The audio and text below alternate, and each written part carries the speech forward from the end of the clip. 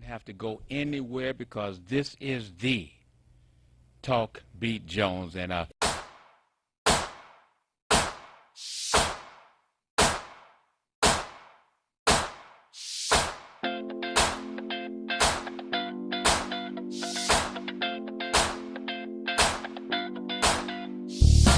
this is the Talk Beat Jones.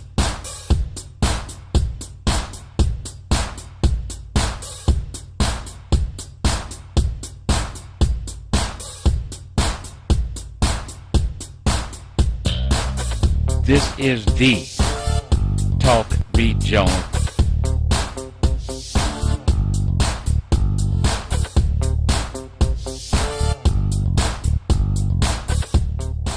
This is the Talk Beat Jones.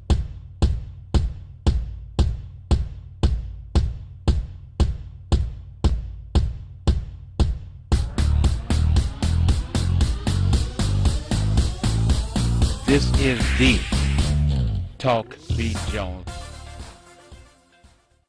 Oh my goodness, oh my goodness. I want to start the show off straight up this morning or this evening or whenever you're viewing the show. And I want to say that I'm a new person to how to deal with this Facebook thing. And as I continue to learn and go through it, I happen to see a man on his knee in a church, it seemed to be, with this absolutely drop-dead beautiful woman with her hand extended, and it seemed as though from his one knee's perspective down that he was asking her to marry him. And then as I went further on the Facebook, she said yes. And I'm bringing this up because many times we see things and we don't recognize whom are the person that we're looking at. And I recognize when you're watching my promo, you see this guy with the coffee, etc., and he's dressed. His name is Edgar Loman, known as the Coffee Man. He's the gentleman that's on his knee, and I recognize, yeah, I'm going to tell it, the woman whose hand he was holding, I believe he was trying to put a ring on her finger, an engagement ring potentially, asking her to marry him. And it said that the lady said yes. And that lady is our very own Miss Michelle Cunningham. I'm going to give you 2 claps, 2 pops, and a whoa, whoa, because it seems like we have a beautiful male and a beautiful female that are going to be married. And I am so happy. I am so happy for both of those individuals, for both of these individuals. So congratulations, y'all, to our family, from our family, to Michelle Cunningham and Mr. Edgar Loman, the Coffee Man, in terms of their commitment to life. So great. Before I say anything further, hello? Hello. Can't hardly hear you. Hello. Okay. No, you haven't had your This breakfast. Is Mary. I know you haven't had your breakfast yet. You're the lady. Wait a minute. You're the lady from Oakland, California. Yes, I am. And can I? Oh, okay. If that's what you say, it's good with me. It's good with me. But I'll just say this: what do you think about when we see some beautiful people? Before we go into other subjects, and I'll come back to you. But before we go into other subjects, what do you think about the fact that I know these individuals and they're getting married, and I know it's going to be a great thing for our community. Right. What do you think about that, Mary Bugs of Oakland, California? I would like to say congratulations. And it's 2 sides to that. You say two sides to that? Uh-oh. If you had a happy marriage, you wish them the best of luck. If you didn't have a happy marriage, you still wish them a happy marriage. Can I put it that way? You can put it any way that Mary Bugs of Oakland, California chooses to put it. Hold on, Mary. I don't know who this is. If you're there, can I get your first name and your comment before I even get involved, please? Okay, this is an empty call. Okay, I'm going to clear that line. Remember, family, you are able to call us at 313-868-4336, 868-0342, 868-0351. And in the city of Detroit, we can talk about the persons that are now jumping in the race for the 13th Congressional District race to be the congressperson.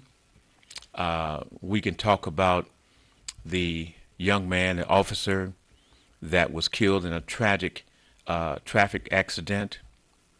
I was able to view the video that this officer was caught in terms of him working with the young folks in his community.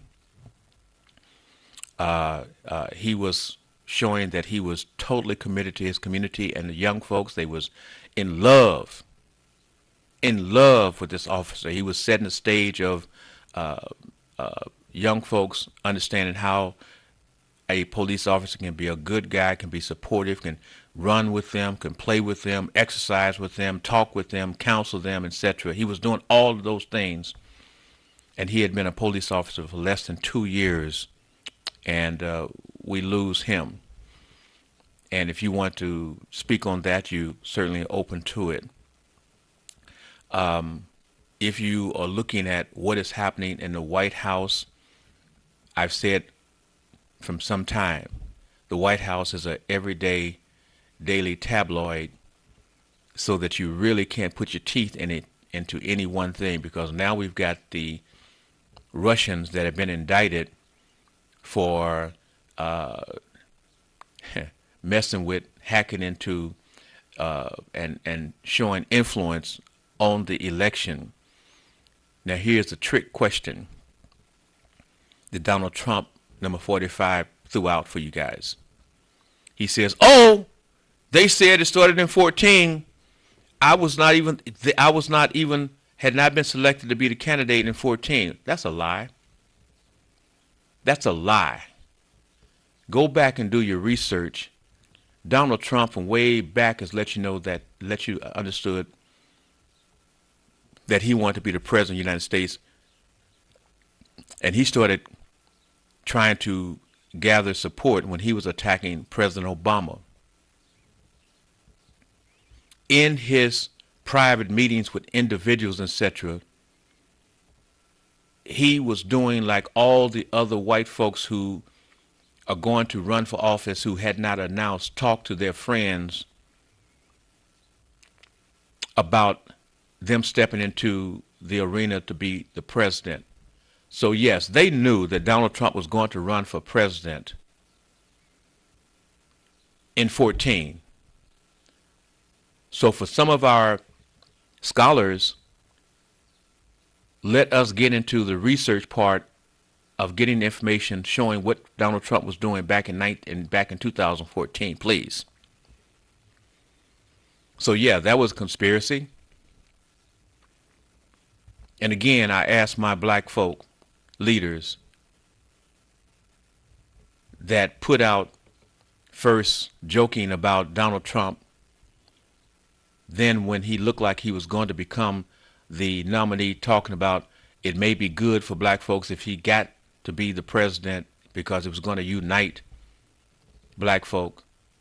And I continue to ask the question, does it really matter? Because, you know, black folks in America, you're only 3/5. Check it out. You talk about the Second Amendment, but what about the amendment, or what about the situation to make us as black folks as we're going through Black History Month, only 3/5 of a person. And are we forgetting about the dream of Dr. Martin Luther King? You can play with it however you want to play with it, but you're still only 3/5 of a person. You can growl, you can trial, you can do whatever you want to do, leaders of Black America.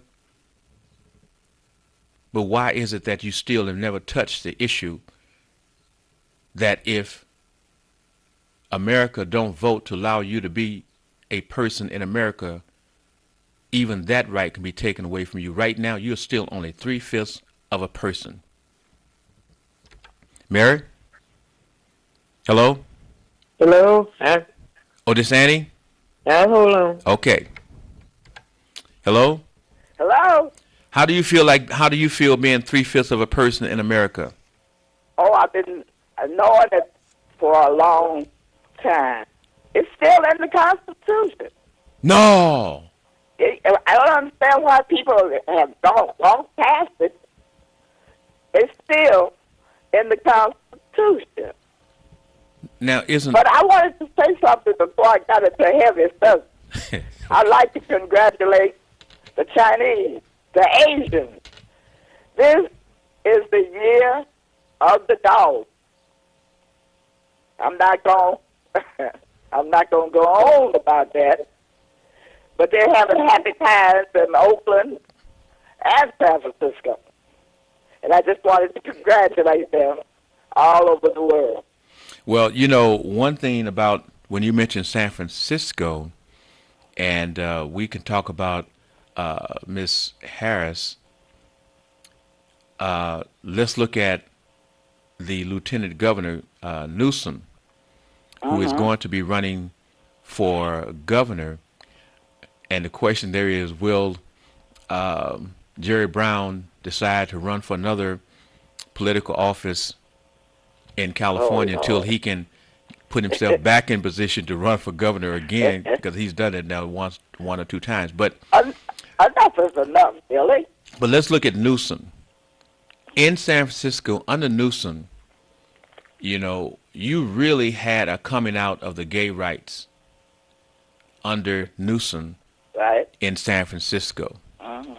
So we know that he has a power base. Do you remember anything about Gavin Newsom? Oh yeah, he brought the tech people here. Some people are happy about that, and some people are not. I think it's changing San Francisco too much, and not for the good. But Pastor Newsom, yes, he was mayor of San Francisco.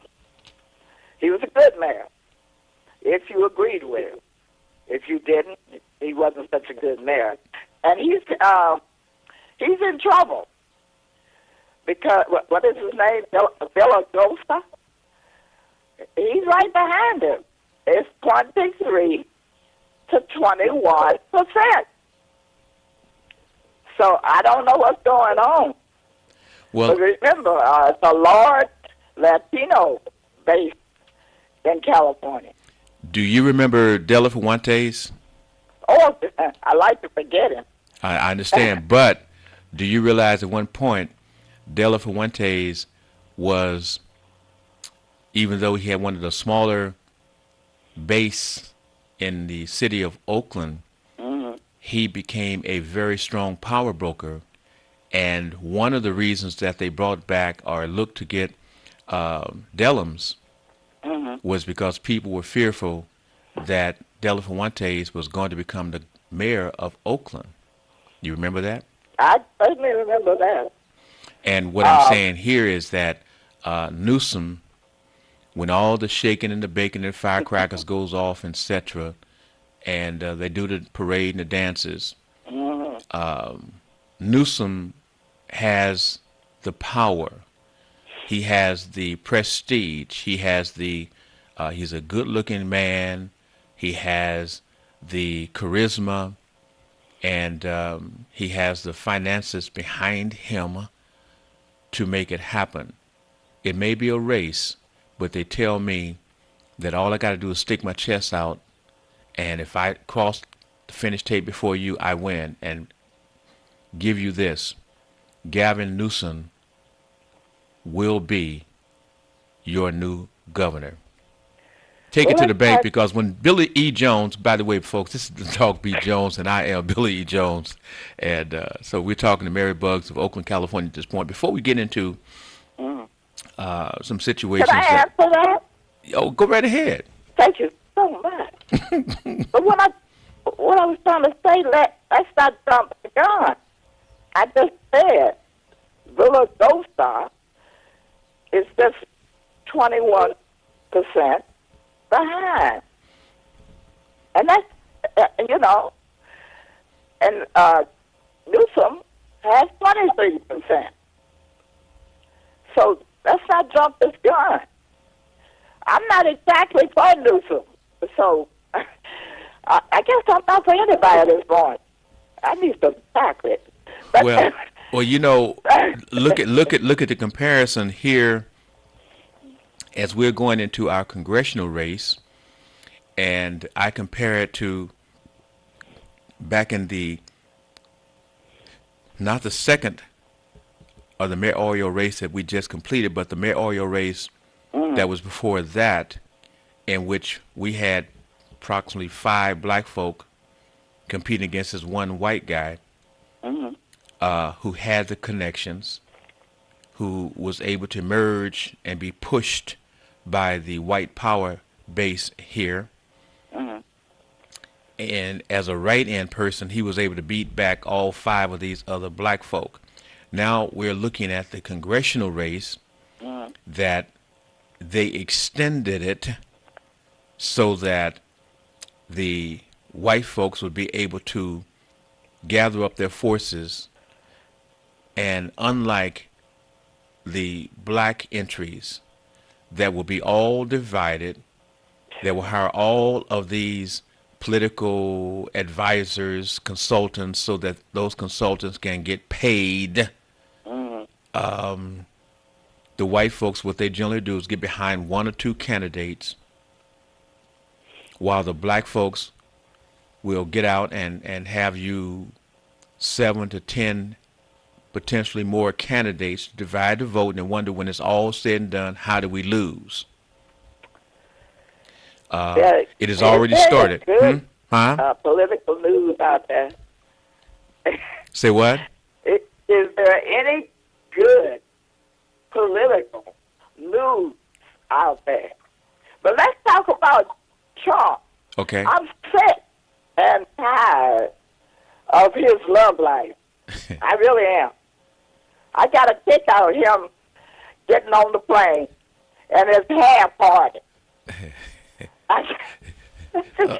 Miss Tyler. Now, I'm not talking about you can take people. that number off the screen for a minute.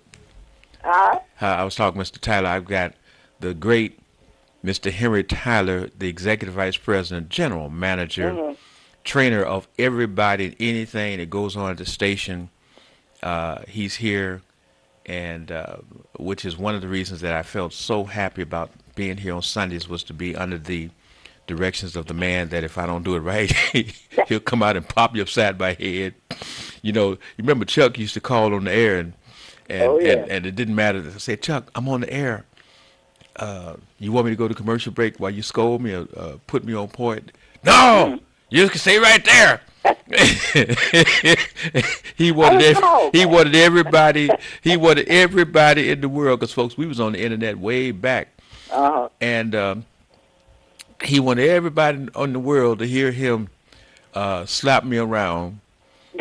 And it may have been about somebody that had called him and said I did something to them on the air, or didn't let them do something, and he'd call on the air, even though folks may have said, Chuck, you ought to let Pam Stearns and Billy Jones run Soul Beat. And it's like, oh my God, don't you know you just gave me the death wish?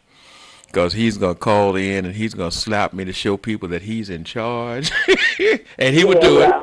Well, where you're concerned, Billy, you would talk teacher's pet. Say what? Say what? I didn't hear you. You were the teacher's pet. I was a teacher's pet. That's it. Everybody knew that. No, that's what people thought. But at the same time, Chuck made me. Do you realize that there were many, many times that I'd have to be with Chuck to 2, 3 o'clock in the morning, knowing I had to get up and and do the show at 7, 8 o'clock in the mornings. But Chuck would demand I come and watch him do editing, teaching me how to. I'm asleep, and he's teaching me how to do editing. And no, I worked. I worked. I put in the time, and because I was with him so much, people may have thought that, and that's why people went at me so hard to him, and publicly he would respond to show, "No, I'll kick his butt. I'm in charge. You don't tell me that he should be able to have this and do that. No, I'm Chuck Johnson. I will kick his butt." And I'd be saying, "Chuck, can I go to commercial break?" "No, no, I'm gonna kick your butt. I want everybody to know I'm kicking your butt." That's true. All that's true. Huh? And can I say good morning Go right to ahead. Annie? And she's well. Good morning, Annie. Hold Good on. morning, Annie. Hold on a minute, Annie. Yes. Good morning, Mary. How you doing? I love your talk, girl. So y'all having a good time, huh? Okay, hold on. Mary, Yes, did you hear her response? I heard her. Thank you. I mean, Mary, you about one of the person that can call in, and everybody who calls in, they want to have something to say to you. Well, I said good morning to Annie because I respect her. I really respect what she stands for. And But family, you were talking about the Russians. okay, but family, you can call. I do have a number that's open. It's 868-4336, 868-0342, 868-0351. And is there anything black that you want to talk about? Is there anything that you have found that makes you feel good about being black in America, being black here in Detroit? Is there any disappointments that you're having being a black person in America, being a black person in Detroit? Is there anything that you want to put out without it being censored? Because that's what this station, that's not an urban station, but it's truly a black station that you can speak on. Did I ask something? Yes, ma'am. I'm so proud to be black and to be beautiful. And I like to say, what's beautiful is the Black Panther movie. Mm. And I hope it's been a blockbuster. And everybody's going to see it around the world. And I'm so proud. Get out there and see that movie, folks. Tell me this, Mary. Everybody I talk to, they want to go see it, but it's sold out. Well, that's for that particular showing, but it will be showed again. But here's the thing: there are, and I'm so happy that there are people of means that are putting together blocks of money so that they can make sure that many of our young folk can go and see this movie. Amen.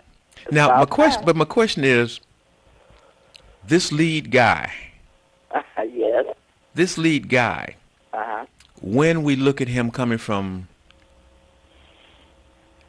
out of the background, all of a sudden, he has been the lead character in all of the movies of late that he has appeared in, and he be playing the part of someone that is special, somebody who has been a leader, an entertainer.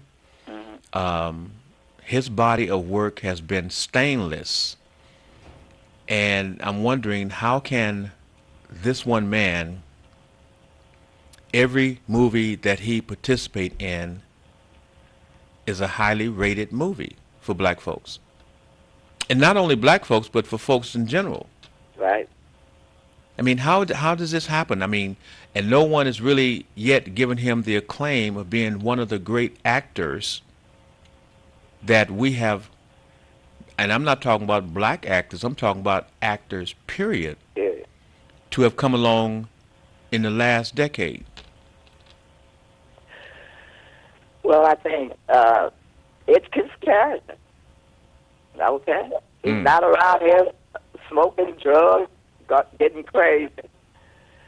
I mean, he's standing up for his people and for other people who need standing up for. And he's proud of it. And I'm so proud of him. Yes. And I hope that he continues.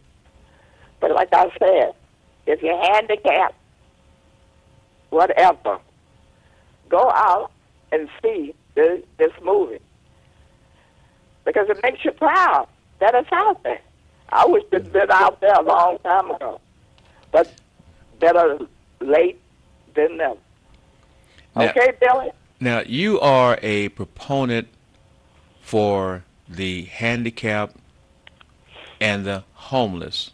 That's right. Why are you so passionate in always pushing the perspective of folks who may be handicapped or homeless, but at the same time, what is your perspective when we talk about all of these crimes, these horrendous crimes that have occurred, and they'll say that they happened to people who have a mental illness? Talk to us about that, please. I talk about the homeless and the handicapped. I thought I was about in this world. Now I'll get it emotional because I was molested, because I am handicapped, and because I've been homeless. I thank God that I had a car when I was homeless. I have been there. I have done that. I've lost a child. And sometimes I wonder, why am I in this world? Well, I experience things so I can tell other people, you are somebody. Can I say that? Yes, ma'am. You are somebody. You have a brain. And one day you're going to go up in the sky, and God's going to get rid of all that. Can I say that? Yes, you can. So I'm very emotional about all that. I hear about the homeless,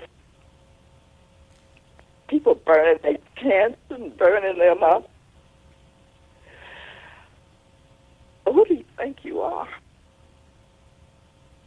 You could be homeless. You could be handicapped. And don't forget, a lot of the homeless are proud too. They may not have a place to live, but they hold their head up high. I'm not talking about no damn street people.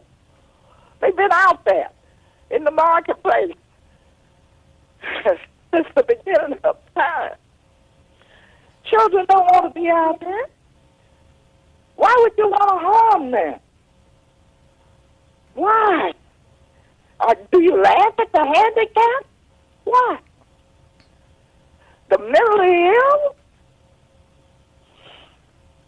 And with all these shoots and these sorry politicians who keep saying, I'm sorry, and do nothing?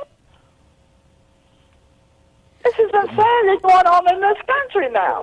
When we talk about that, let us also look at when we are reading about finding 3, 4, 5, 6 people in a home dead, and they say it is a murder-suicide, and it is the mother, father, children.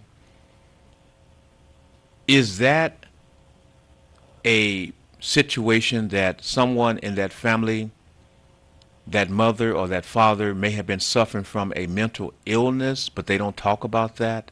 But Yes. now, when we have this man, and at his age, he's a man Mhm. that committed this murder, calculated how he was going to do it, set up how he was going to get the most killings for his time, and understood the system says that if I have a mental illness, then I can go and they will take care of me for X amount of years, and they're going to release me. Do folks remember the Brady person that shot the Brady? Mhm. That after so many years of being in the mental ward, he was able to start going home and being with his parents, and is now out. And Brady, oh, I mean, it's a thing where when people say, "Yeah, I shot him, but I'm mentally ill," oh, then that means that those 15 to life or whatever, that doesn't apply to you. We're gonna put you into a mental hospital, and when we deem that you're okay, we'll let you out. Well, let's put it this It's way. oh, I don't think you want to be in a mental institution.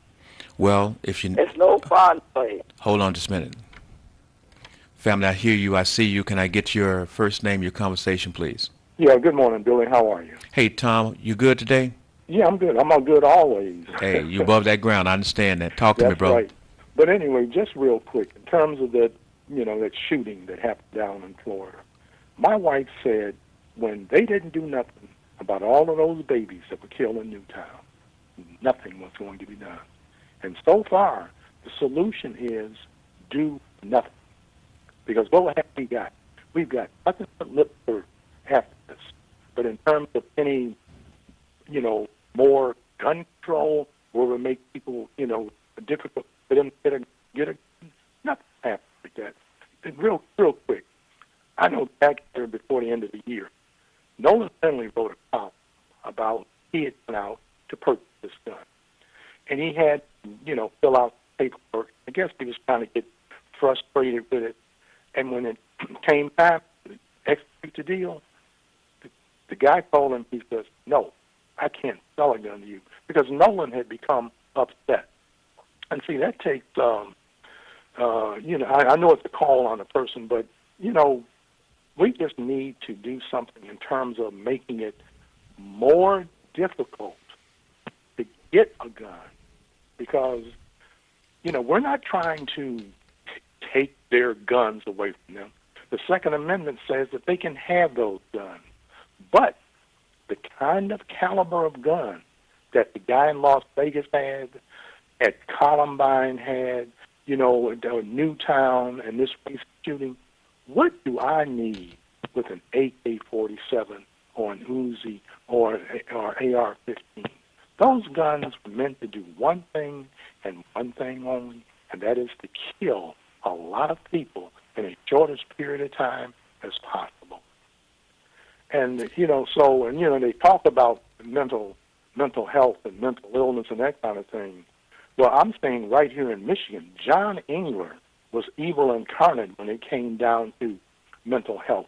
He closed damn near every mental health facility it was.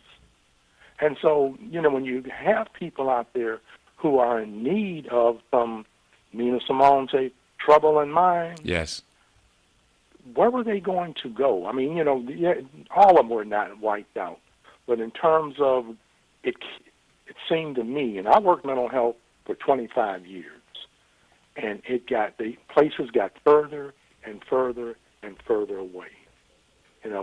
And you got people in adult foster care homes. I don't know exactly how that works, but they need services and that kind of thing. Or you got people out here walking on the edge.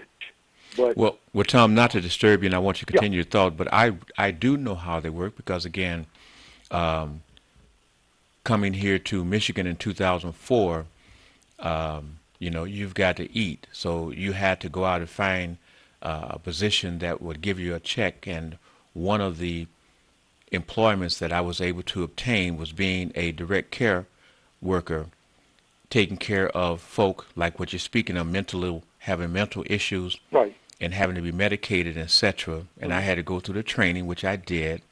And you'd have a home with 6 to 8, 9 persons, etc. That you had to, on a scheduled basis, give them the medications. Right. And you had some of those folks that was slick enough, even though they supposed to have a mental issue, that had some severe behavior situations that we thought, but they thought, and when I'm talking about the clients, that it was okay for them to act out, to want to beat up other persons in the home, want to beat up Right. the direct care worker, etc. And the handcuffs that as direct care worker that we had was that we were not supposed to put our hands on these individuals, and they knew that. And they knew as time would go on, they knew how to, you give them the medication, Right. they knew how to get rid of the medication before Oh, it yeah, really they got cheated. into their system. Because to them, being in that altered state of mind is what they wanted. Yeah. So when I hear people being all like they want to cuddle up to the mental ill persons, I mean, we all have people who are in that state. But if we don't step up to the plate and tell the authorities when we know that that person has a problem, then we are the responsible party, partly, for when that person snaps and he kills his family members or kills his neighbors or he kills an officer or kills. We knew. And when something happens to that person, then we are judgmental in the justice that may have happened to that person. So mental illness is like the quiet nuclear bomb that's Well, planted yeah, right. inside of us as a family member. And you know what, Billy? Mm. Also, in terms of mental illness, all right, you could have all of these facilities, but in some, if not most instances, the person who's mentally ill doesn't know it or they deny it. And as long as they are not a direct threat to themselves or anybody else, you cannot make them go to treatment. That's law. Yeah, yeah. I mean, Yeah. bipolar, a bipolar person is a person that you may not even know that they have that problem, because Right. in some situations, a mentally ill person has the ability to reason with themselves, to control it to a certain extent. But it's when they are stressed that that mental illness part comes out, and that's when you find that the police has come to the house, because now you've got 2, 3 folks that have been murdered.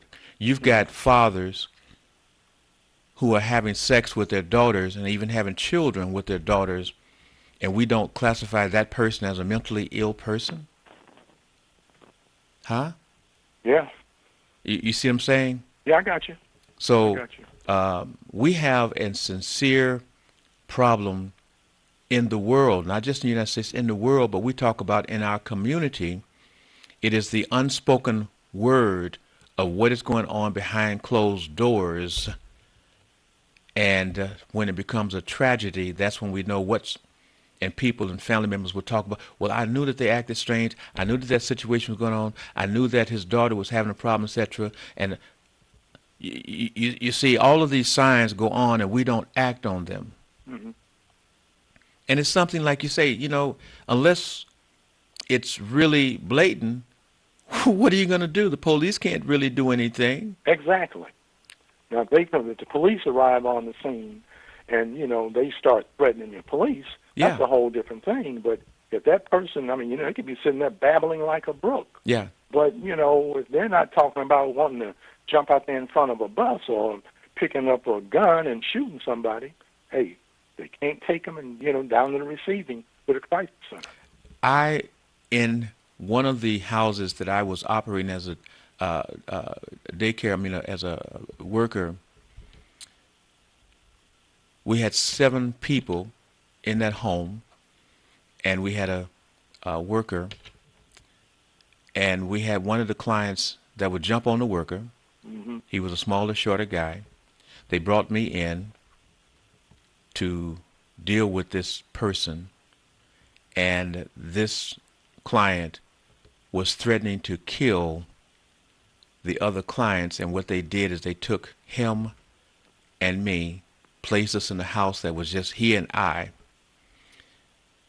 And as he continued to vocalize his wanting to kill, I started saying, okay, I want you to write down your thoughts. I want you to write down your thoughts. Mm-hmm. And he would write down these thoughts and would show that even in his written form that he was speaking on threatening and wanting to kill individuals. He wanted to kill me. And when I gave this information to the person that was operating the homes, Right. the information that was given back to me, oh, he don't mean it. He don't mean it. Okay. Can you believe this? And when the person finally would act out, we had to call the emergency Right. to come get him, to put him into what they call crisis. Right, down to Christ. Yeah, Right. but they'd only keep him for a day or two and bring him back. Well, yeah, because when they're down at the crisis center, they'll hold them for 3 days, Uh-huh. and if they're not down there, saying or doing anything to the point of making, threats or talking about killing themselves, Yeah, they got to let them go. let him go. So, like I said, it's a double-edged sword. I mean, yeah, you could have all Hold on, the Mary. mental Hold on, health Annie. facilities out there that we want to, but at least they have access to them. But Yes. then, like I said, some, if not most of the people who are mentally ill, they don't know it or they won't admit it, and so they're not going to go. And when they go, it's a last-minute, last-ditch effort to get them somewhere and hospitalized. But if I'm mentally ill, it's normal to me. Well, yeah, I mean, Yeah. that becomes your norm. That's my norm. That's your world, okay? I mean, it's like, your thumb sticking out in a crowd of fingers. Yes, Yeah. that's normal. Mm-hmm. Mm-hmm. So we have a lot of work to do, and as a family member, and as we could look at what happened with those 3 ladies, sometimes women are courageous. Excuse me, let me change that. Women, in many cases, are very courageous, and they will confront a man if they feel that they're doing something to one of their family members. And what we have to understand, ladies, is that because you're willing to take it to that next level, you don't understand necessarily what that person will bring to you. That man is prepared to take you out. You may not be understanding that because you want to go and because of your size or because of your threats, thinking that he is going to back down. That's not happening now. Our world has changed. The drugs have changed. And before I go with you on this, Tom, Yeah. they're going to have all this recreational marijuana. And people are saying, oh, I think that's a good thing. And people talk about the medical marijuana cards, etc.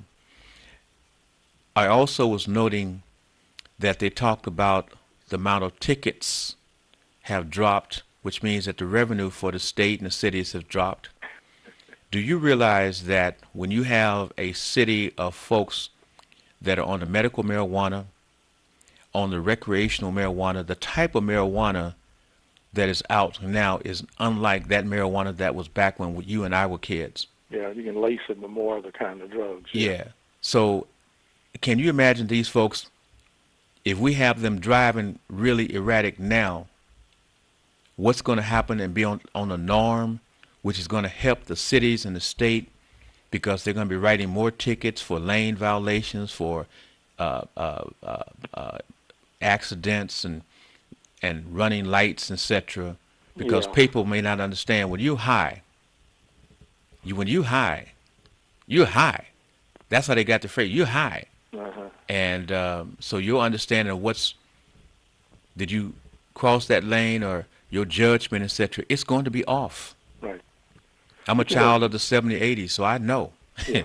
But just in terms of what you said, hopefully, looking and there's a bright side to it, we got to wait to see what's going to happen, in terms of in this legalization of marijuana, and when it becomes legal and folks can use it, and they get behind the wheel or what have you. You know, I just hope to God that what I'm saying is an oxymoron, that they realize that, like, hey, something is wrong. The lanes on the freeway are standing up doing a dance, and I'm down here going at 60 miles an hour. I got to get off. You know, we've got to see that play out. But, you know, just like with alcohol, I mean, you get enough of that stuff in you, and, I mean, you're impaired. Your judgment slightly I think the key word you said is impaired. I got to let you run. I got to get Mary in before I go, Mary Bugs. But that's what I'm saying. When I come from the state of California, I was there. I was there before it was legal. I saw the effects. I was with the college children, youngsters, older folks, etc. So I know the effect. And like I said, that was before even we have the type of choices that we have now. I was there when the dispensaries was all up and down the streets in the city of downtown Oakland. I know what's going to happen. And in the city of Detroit, where the drivers are even wilder, you watch. Gotta let you run. Thanks, Tom. Mary? Mary? Yes, I'm here. I'm giving you And the last. I agree with everything you said. Because for one thing, you were talking about the mental illness, and you were talking about marijuana, and we're having that trouble right now in California. People are really running into each other, you know. Yes. And beware people about your foster children. They load them up with drugs. I don't understand what's going on. When you people of the world and of the United States say you love your children, Mm-hmm. and the mental illness, Yes. I hope they're not giving shock treatment. That used to go on left and right. I hope they have stopped it. That's it for me. Well, you know, I just wanted to put that out there in terms of understanding about where we are headed. And they say if you don't know your history, you don't know where you're going. Well, my history comes from the pot situation in California. I have a history, so I know where we're headed here in Michigan. Anyway, I want to thank you so very much for your insights, Mary, and for your strong conversations about the handicapped, homeless, and about the mental illness persons. Because again, as a youngster who got married when I was a junior in college, I experienced all of a sudden being homeless, with no job, no place to live as such, and had to pull myself back up. I didn't have any bootstraps to pull myself up with. I slept. I can remember sleeping in a. My friend had bought a refrigerator, and I remember sleeping in the refrigerator box. How about that? So I understand homelessness. Didn't sleep on the street, but persons who may have moved out of their apartments and had a couple of days on the apartment, I was able to go in and sleep on the floor. And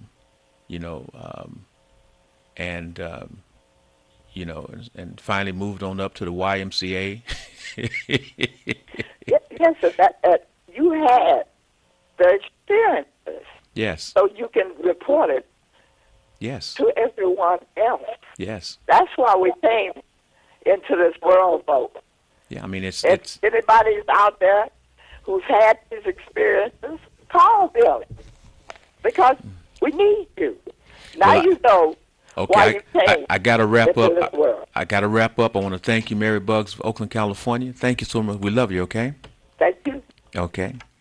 Annie, Yes. say something real quick to you folks. I got to go. Got 30 seconds. I know about the mental illness, Billy, because I worked with mental girls about 7 years that had been raped from various people, like the father another family member or something, and it is awful. Oh, It is I tell you what we need to do is have you call me back Monday night. I'll be on the air from 9 to 10. Call me back Monday night and let's pick up on that, okay?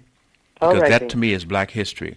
I got to Right. run, folks. You can call me at 313-412-3111. I am Billy E. Jones, and this is Talk Beat Jones every Sunday from 9 a.m. to 10. Go with love. Go with the power of being black. Bye now. Don't have to go anywhere because this is the Talk Beat Jones, and